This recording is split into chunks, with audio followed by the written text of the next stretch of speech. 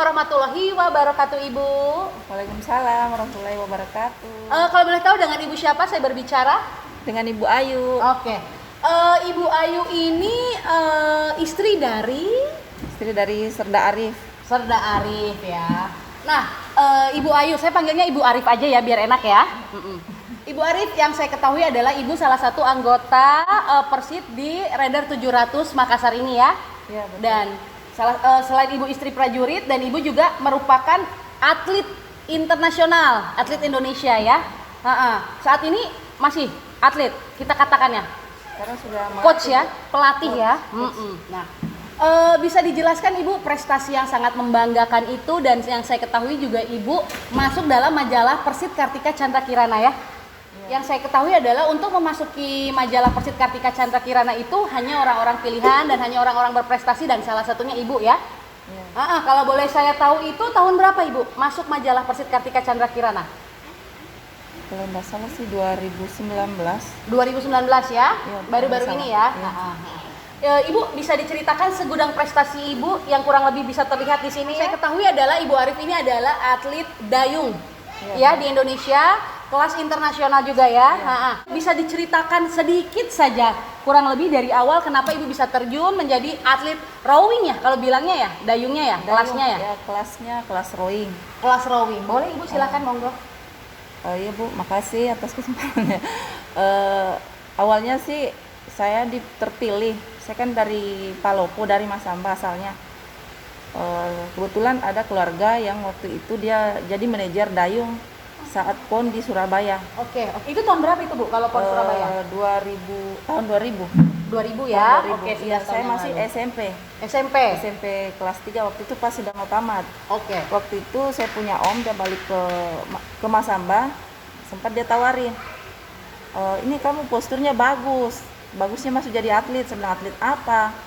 Terus dia bilang dayung.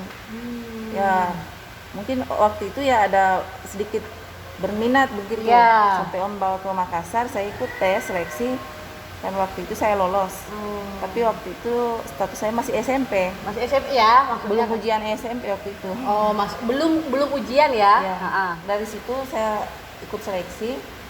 Betul waktu itu tim seleksi kan dari angkatan juga. Dari kan tes fisiknya, lari, apa segala macam resto. Sampai ini saya juga nggak nyangka mau tes kayak gitu kan. Iya, saya bilang tesnya sampai segini kayak tes mau masuk angkatan, sementara saya masih SMP. Sempat waktu itu saya sudah nggak berminat lagi, saya nggak sanggup, nanti saya hitam apa segala macam, pikirannya sampai sudah ke situ. Namanya cewek ya. Terus akhirnya abis ini ada pengumuman, saya sudah tamat SMP, ada panggilan. Wah, saya lolos masuk di atlet dayung. Oh, lolos Waktu itu. Saya kan di sekolah kan Bu, di asrama kan kalau tingkat pelajar itu sampai sekarang pun masih ada. Oke, tapi berarti pada saat Ibu SMA, kalau saya boleh tahu berarti Ibu masuk asrama ya? Iya Bu, benar. Saya sambil sekolah, sambil latihan kalau sore, pagi sore. Ibu tetap ya belajar di sekolah tetap berprestasi ya? Karena harus semuanya itu sama-sama harus saling terjaga ya Bu ya? Seimbang, harus prestasi di sekolah dengan di dayung juga harus sama. Tapi sudah luar biasa itu melewatinya ya. Nah Ibu bisa diceritakan pada saat itu hingga akhirnya yang boleh saya ketahui juga bahwa suami Ibu juga atlet dayung ya. Bapak Arif. Itu di kelas apa? Rowing atau apa? Sama kelas ya, di kelas rowing juga. Tapi karena sekarang jadi coach tetap pelatih ya. Iyalah ya. Buat menambah generasi-generasi berikutnya. Nah Ibu yang saya ketahui adalah Ibu Arif ini juga seorang PNS ya. Iya benar. PNS-nya itu kalau saya boleh tahu ditempatkan di mana? Sekarang Bu, saya di Dispora Provinsi. Di apa? Di Dinas Pemuda dan Olahraga Provinsi Sulawesi Selatan. Gitu ya. Yang saya ketahui adalah karena Ibu masuk PNS-nya juga melewati jalur prestasi ya. Yang itu tidak sembarangan orang juga masuk ya.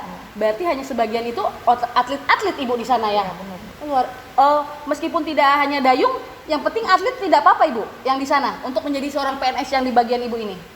Kalau di sana Bu gabungan sekarang ada yang tapi rata-rata atlet. Atlet ya? Iya. Nah, bisa diceritakan sedikit sejarahnya bisa masuk jadi PNS? Sejarahnya itu waktu itu saya sudah tamat SMA, saya ikut PON di Palembang. Iya. Saya ditawarin, sempat juga ditawarin masuk di bank BPD, bank sosial Oke, baru waktu iya. itu. Terus saya bilang, saya tidak mau. Bukan saya nolak waktu hari itu, tapi maunya saya jadi PNS. Memang sudah dari awal ya. Ya, soalnya kalau saya setahu saya itu kalau dikerja di bank itu yang kejar angka kredit. Kalau di PNS kan mau tidak mau saat waktu naik pangkat ya naik saja. Oh gitu ya Bu ya. Ya. Nah lanjut Ibu, habis itu bagaimana lagi?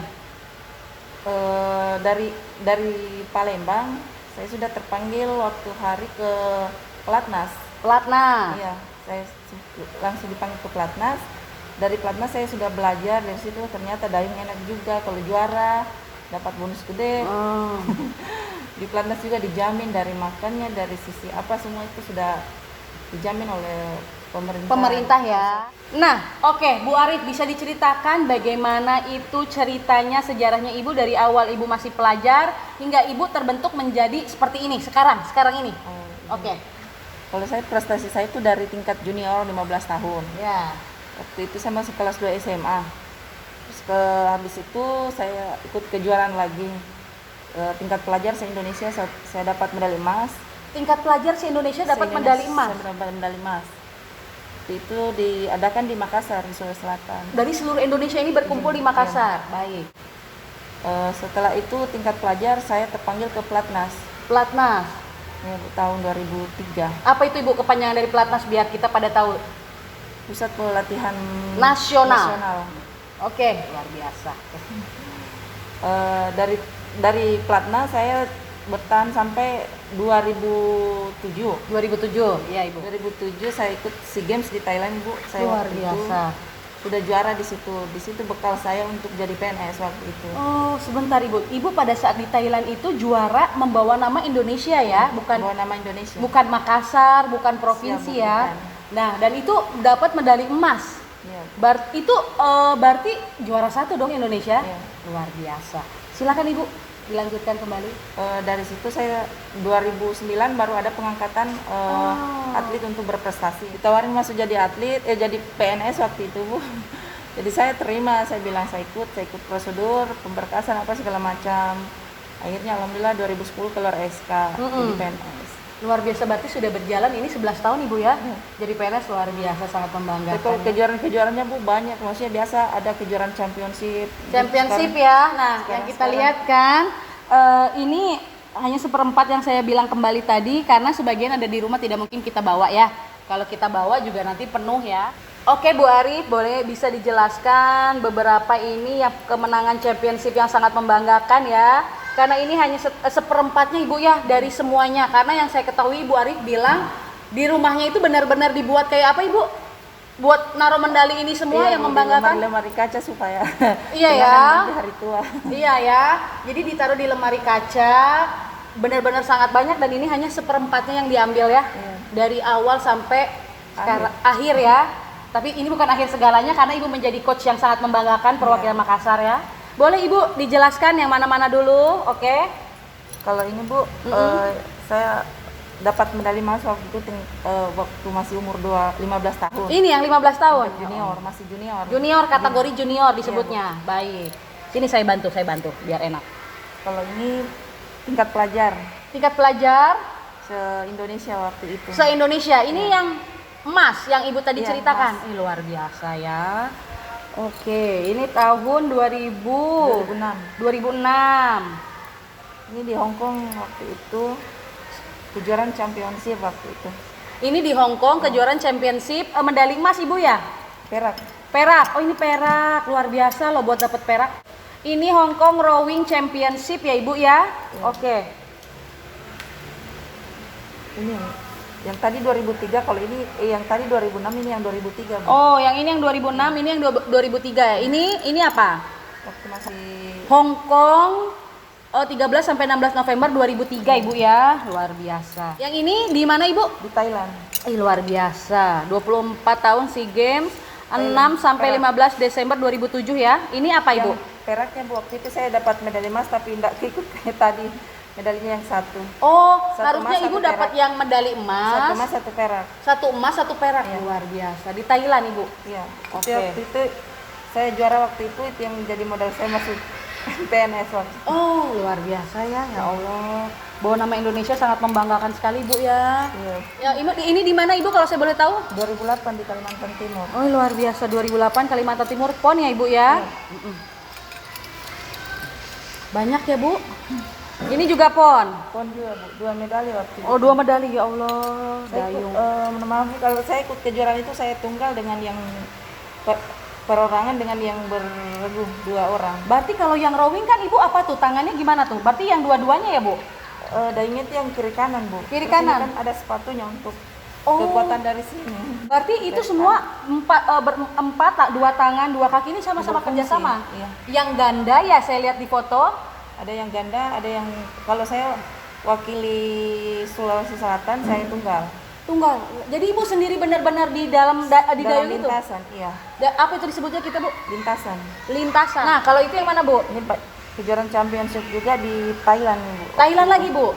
Cuma tahunnya 2009. 2009.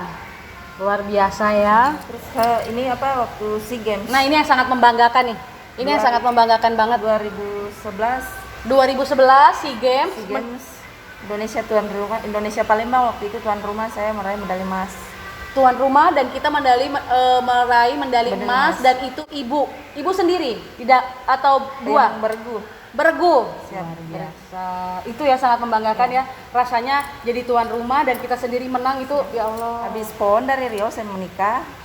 2013 sempat masih dipanggil untuk persiapan SEA Games Myanmar. Saya menolak waktu itu untuk ikut dayung lagi. Cuman Tuhan mungkin kasih rezeki yang mungkin lagi lebih dari segalanya. Iya benar. Karena kalau pernikahan kita juga pasti mendambakan seorang anak Ibu ya. Iya. Lalu Ibu boleh? Habis lahiran saya langsung ikut seleksi untuk pelatih. Saya terpilih jadi pelatih tingkat pelajar sekarang. Terima kasih Ibu Arif atas segudang prestasinya yang luar biasa membanggakan bukan hanya Persit Radar 700 tapi juga Indonesia ya. Sehat selalu Ibu. Iya, Bu. Dan Makasih. semoga menambah dan membuat prestasi kembali untuk atlet-atlet pelajar muda di Makassar ya. Amin. Assalamualaikum Ibu. Waalaikumsalam Ibu.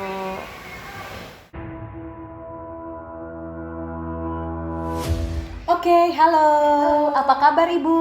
Baik, Boleh perkenalan dengan Ibu siapa? Saya berbicara. dengan Ibu Christine, istri dari Leda Manfree. Yang saya ketahui saat ini adalah Ibu istri prajurit di Radar 700 ya? Iya, betul. Dan suami pergi Satgas juga ke Papua Ibu ya? Betul. Dan kita ketahui juga Ibu Manfree ini adalah salah satu istri prajurit yang membanggakan ya. Karena kenapa Ibu ini pernah mengajar merajut ya? merajut. Bisa dijelaskan itu Ibu gimana, ngapain aja? Oke, silahkan. Kemarin itu kami ditunjuk perwakilan, tiap batalion mewakili 2 untuk mengajar di Gria Hasanuddin. Ya. Jadi saya kebagian untuk mengajar merajut. Merajut ya. Kita di sana mengajar semua keterampilan. Jadi Keterampilan. masing-masing batalion itu punya perwakilan, tiap orang memiliki kelebihan sendiri. Iya Jadi ya. saya kelebihannya kebetulan ada di bagian merajut. Jadi Merajut. saya mengajarnya merajut. Nah, kalau boleh tahu pada saat Ibu mengajar merajut di sana di Gria, itu tuh siapa aja? Kalau boleh tahu yang hadir di sana, Ibu mengajari siapa aja di sana gitu. Kemarin kebetulan khusus untuk Radar 700 kita dipanggil untuk mengajar merajut itu Ibu Panglima. Ibu Panglima. Ya, Ibu Panglima beserta ibu-ibu pejabat Kodam. Kodam ya, Hasanuddin ya Ibu ya, Makassar Kodam ya. Hasanuddin. Heeh. Nah, di sana kebetulan yang hadir cuma Ibu Pangdam, Ibu Aspers, dan Ibu-ibu Asintel dan yang lainnya. Kebetulan Ibu Pangdamnya berhalangan hadir. Iya. Karena kemarin mungkin ada kegiatan beliau di luar, Iya. jadi yang hadir saat itu cuma Ibu Kasdam. Tapi alhamdulillah ya, itu benar-benar orang-orang terpilih karena tidak sembarangan istri-istri di sana prajurit itu untuk mengajari ya keterampilan kan ya. Dan itu selain merajut itu kalau saya boleh tahu apa lagi gitu Ibu? Yang Ibu ketahui selain merajut di sana diajarinya? Kalau di sana selain merajut ada sibori, kerajinan membatik sibori yang mengikat terus tenun. Ada akrilik, Akrilik ya. banyak. Banyak ya. Coba yang membanggakan perwakilan dari 700 Rider adalah merajut Ibu ya. Ya. Dan yang saya tahu juga Ibu Menfri ini sangat kreatif ya. Seperti misalnya beberapa di sini tuh Ibu yang buat ya, kayak meja, kayak kursi ya. Kreativitasnya tanpa batas lah ya. Jadi di rumahnya ini terlihat lucu dan asri gitu. Rumahnya itu terlihat asri gitu ya, indah gitu ya. Tapi ini Ibu semua memang Ibu yang ngotak-ngatik sendiri gitu. Iya, kebetulan kalau di rumah itu sekalian menjalankan hobi. Ya, daripada beli juga mahal ya. Betul sekali. Jadi ini semua Ibu gitu, segala macam. Iya. Menjahit apapun gitu. Iya. Oh, bakat atau otodidak atau gimana tuh? Kebetulan otodidak, semuanya otodidak. Oh, takutnya kan Ibu les dulu. Jadi memang bisa sendiri ya? Iya. Oh, luar biasa. Sehat selalu Bu Menfri. Terima kasih infonya. Sama-sama.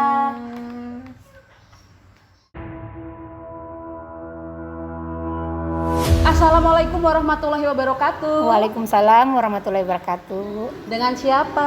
Nama saya Asnawati Nadir. Saya istri dari Sertu Muhammad Fatoni. Ibu yang saya ketahui adalah Ibu salah satu istri prajurit yang terpilih untuk pada saat itu merakit ya kurang lebih senjata di Kodam ya. Iya. Tolong Ibu bisa jelaskan itu pada saat acara apa dan bagaimana? Ya. Pada waktu itu tahun 2016 saya terpilih menjadi perwakilan dari batalion untuk melaksanakan bongkar pasang senjata pada saat HUT Persit. Iya, HUT Persit ya. Jelasnya di mana tempatnya kalau boleh kita tahu? Jelasnya itu di BPH. Kami tampil waktu itu di BPH. BPH itu di mana Ibu? Di Kodam. Kodam ya, Hasanuddin Makassar ya. Iya. Yang kita ketahui itu adalah senjata asli kan ya? Asli. Tapi tanpa peluru Ibu ya? Tanpa peluru.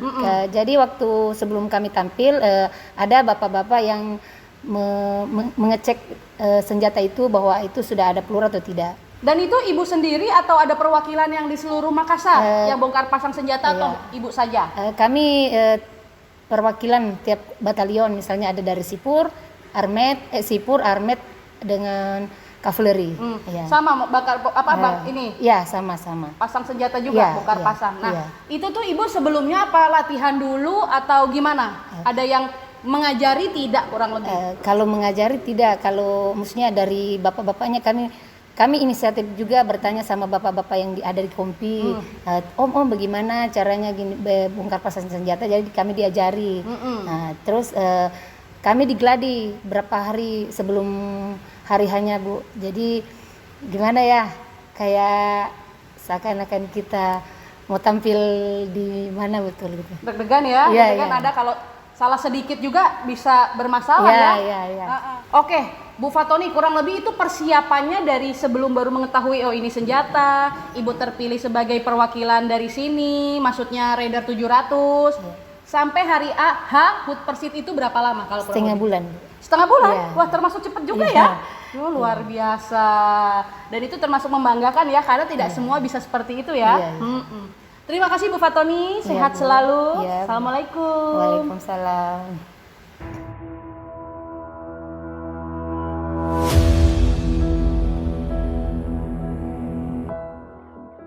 Assalamualaikum warahmatullahi wabarakatuh. Dengan siapa saya berbicara? Waalaikumsalam warahmatullahi wabarakatuh. Perkenalkan, saya Dr. Nuraini SPD MPD, istri dari Kopda Taswandi, anggota Yonif Rider 700 Wirayuda Sakti. Panggilan akrab saya, teman-teman manggil saya Aini. Panggilan sayang dari keluarga saya, spesialnya lagi dari bapak saya itu Hunter. Oke, nanti kita perjelas Hunternya nanti ya di episode berikutnya ya. Oke, Ibu Aini, yang kita tahu adalah Ibu merupakan doktor ya. Doktor itu kita harus dari S1, S2, S3 ya melewatinya. Nah, berarti Ibu termasuk istri prajurit yang berprestasi. Alhamdulillah, amin ya. Kurang lebih orang taunya seperti itu ya. Nah, yang boleh saya tahu Ibu ini, coba Ibu jelaskan bagaimana perjalanan itu sedikit saja di sini dan juga Ibu juga pernah mengajar di luar negeri. Silahkan, boleh dijelaskan. Baik, terima kasih.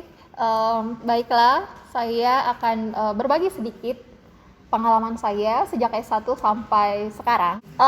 Saat itu 2005, tepatnya 2005 saya masuk di S1. S1 Pendidikan Bahasa Inggris Oke. di Universitas Negeri Makassar, salah satu universitas dengan akreditasi A di Sulawesi Selatan dan di Indonesia Timur. Saat itu saya menyelesaikan S1 saya dalam kurun waktu 3 tahun 2 bulan dengan memperoleh predikat cum laude. Dan setelah itu saya pun beranjak dan memikirkan untuk lanjut ke S2. Namun tidak gampang karena saat itu saya bersamaan 3 orang disekolahkan oleh orang tua saya, yang notabene orang tua saya bukan dari kalangan yang berada. Saat itu orang tua saya, bapak saya PNS, sendiri, dan ibu saya ibu rumah tangga. Can you imagine di masa yang sulit dan 3 orang harus kuliah bersama. Dan tibalah setelah saya belum selesai sebenarnya S1, dan kebetulan ketemu dengan pembimbing saya yang merekomendasikan saya untuk bisa kerja. Jadi saya sambil kerja sambil kuliah. Saya sambil kerja sambil kuliah, saat itu saya ngajar di salah satu tempat kursus yang saat itu sangat favorit. English course. Yeah. Yes, that's the first time I learned how to teach. Okay, how to teach.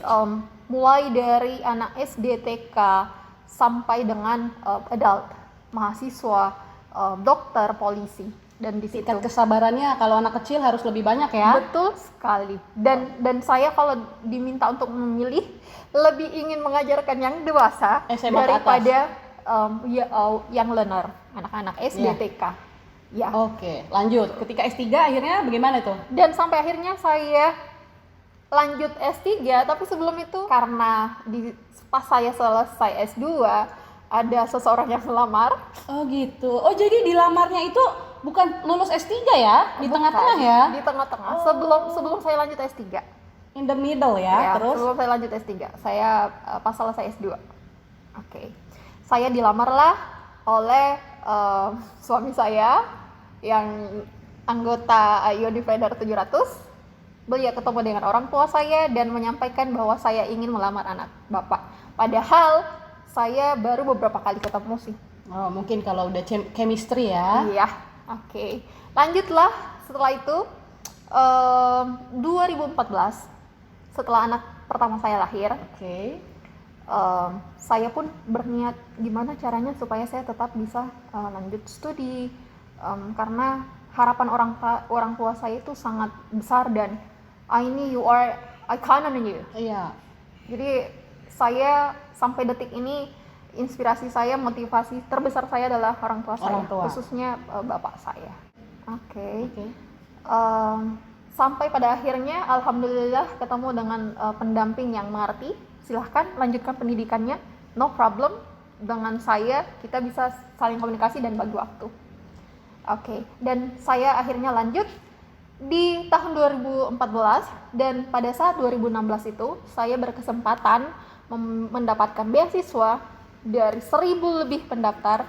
5 di antara kami yang lulus dari Universitas Negeri Makassar berangkat ke Northern Illinois University, USA untuk ikut dari program tersebut. Iya. Dan alhamdulillah itu betul-betul impressive moment buat saya. Karena dari situ saya banyak belajar ketika kita berada di titik yang saat itu saya berada di titik yang sebenarnya Insecure? Tidak? yes.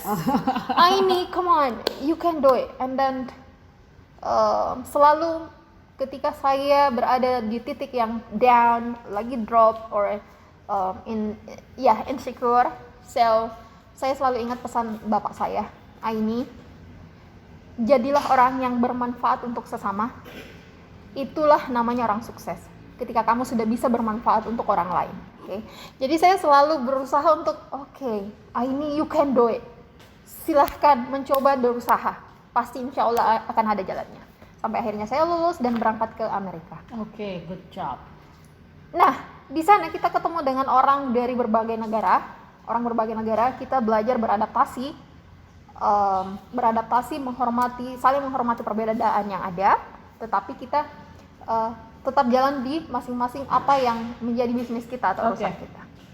Jadi sampai akhirnya saat itu saya belajar ikut di kelas mereka, dan mereka really welcome, mahasiswa di sana really welcome, dan kita ikut dengan group work. Setelah itu kita belajar juga di kelas-kelas lain yang misalnya dari negara, ada yang dari Korea, ya, dari Cina, dari India, dari Arab, banyak, sehingga kita bisa belajar tentang budaya mereka tanpa harus menghilangkan jati diri kita. Oke, sampai akhirnya saya kembali, dan pada saat saya di Amerika kan suami saya juga berangkat tugas. Yeah. Jadi kita nggak ketemu setahun lebih. You imagine? Just keep in touch by phone? Yes, but tidak seintensif itu, because kalau penugasan kan ya ada batasan bahwa kita tidak boleh sering saling telepon. Jadi saya hanya menerima telepon ketika suami saya menelpon. Tidak pernah berani untuk menelpon karena jangan sampai dalam keadaan yang tidak boleh menelpon. Takutnya bahaya ya, karena juga tetap ada aturan-aturannya. Ada aturan-aturannya yang hanya mereka yang tahu. Bu Aini, yang aku tahu juga Ibu itu pernah mengajar ya, mahasiswa-mahasiswanya itu dari luar, nggak hanya Indonesia. Boleh ceritakan tuh? Di sana, di US tepatnya, kita kan ketemu dengan beberapa orang dari negara yang berbeda. Dan kita pada saat itu juga speech. Pada saat closing ceremony, saya pun mempresentasikan apa yang menjadi proyek saya, kenapa saya berada di sana. Bicaralah saya di sana di depan orang-orang sebagian besar bule, foreign people, ya. Yes, and English is their language, it's not our language. So can you imagine seberapa nervousnya diriku?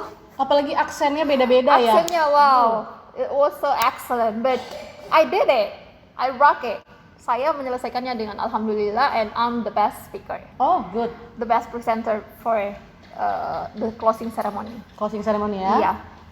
Setelah itu berlanjut, dari situ saya juga banyak belajar bahwa ketika kita mengajar dari orang yang berbeda culture, kita harus pahami culture mereka, kebiasaan mereka, perbedaan individu yang ada di kelas kita, seperti itu.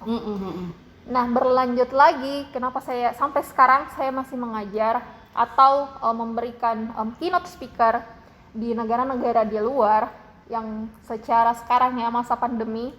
Virtual berarti ya, daring virtually.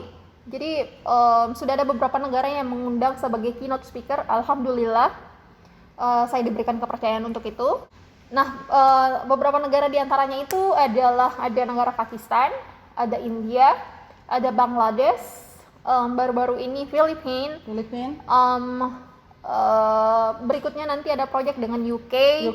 Dan semoga nantinya bisa semakin go international, melebar luas ya, nggak hanya negara itu aja ya. Dan saya tetap diberi kepercayaan untuk bisa saling berbagi, because this is what I call sharing is caring. Nah, I know it. Berarti boleh tahu nggak nih, bagaimana Anda membagi waktu antara keluarga, persit, dan karir ya? Baik, yes. The question, sebenarnya pertanyaan itu orang di luar pasti sulit. Gimana sih caranya bagi ibu itu kan yang secara, saya kan persit ya, dengan anak 3 orang anak. Yang kedua dan tiga? Yang kedua ketiga ini kan kembar. Twin? Yes, they are twins. Can you imagine, bisa dibayangkan seberapa rempongnya dan seberapa repotnya, but I enjoy it. Satu hal yang membuat saya bisa sampai di titik ini adalah my support system. Keluarga yang notabene bukan hanya suami saya, anak-anak saya, tapi orang tua saya, kakak-kakak saya. So, pada saat saya berada di keadaan yang betul-betul saya tidak bisa tinggalkan anak saya dengan orang lain, orang tua saya selalu menyampaikan, anakmu pasti aman dan nyaman dengan kami. That is the big, thank God, alhamdulillah, I have my parents. Teamwork ya? Yes, teamwork. I love you so much. My dad, my mom, my sisters, my husband, and my support system. Semua teman-teman atau kolega saya, support system saya. Karena bukan hanya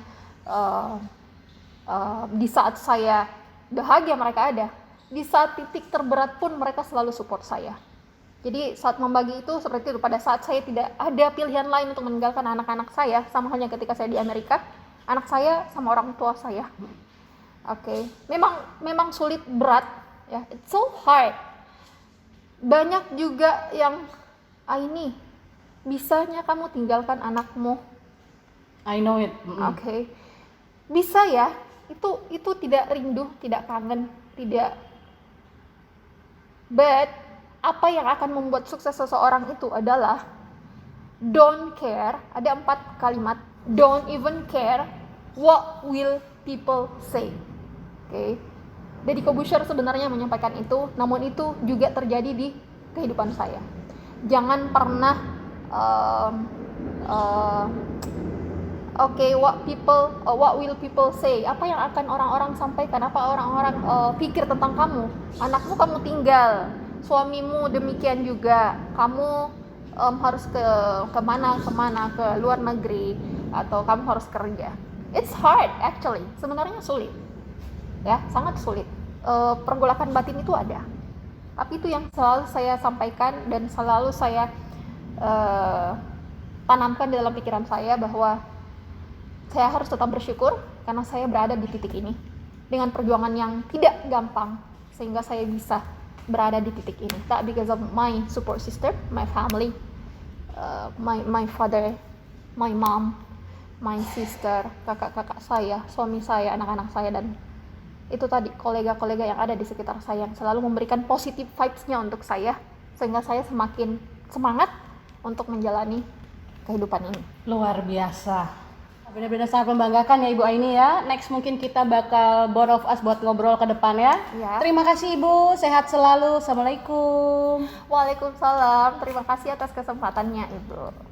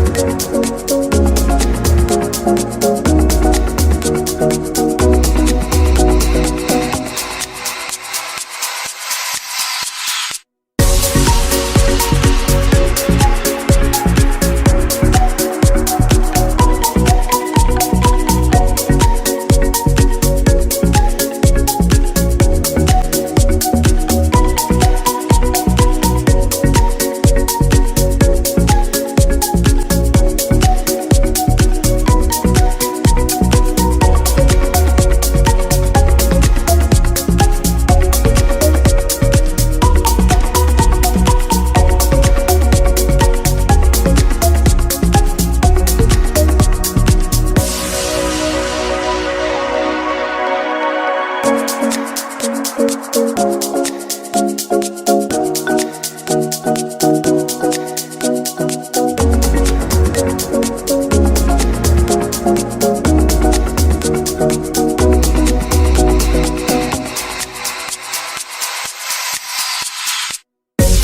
right back.